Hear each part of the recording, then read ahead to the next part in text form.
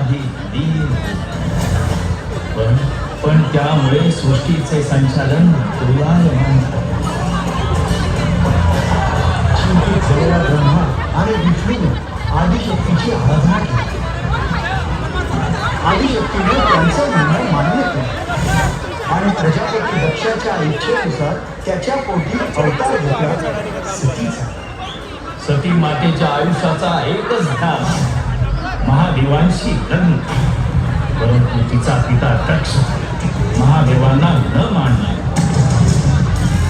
नारायण नारायण. तर सतीने हट्टाने शिवाशी विवाह केला बरं. कैलासावर त्यांचा संसार देखील सुरू झाला. पण महादेवांना ठाऊक होतं हा संसार न टिकणारा आहे. प्रजापती दक्षाने पदोपदी शिवाचा अपमान केला.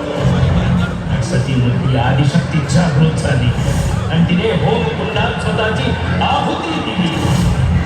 क्रुद्ध झालेल्या शिवाने दक्षाला कठोर शासन केले.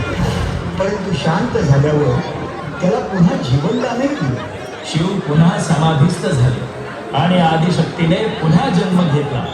पर्वतराज हिमावत आणि राणी मैनावतीच्या पोटी पार्वतीच्या रूपात महादेवांना पुन्हा प्राप्त करण्यासाठी.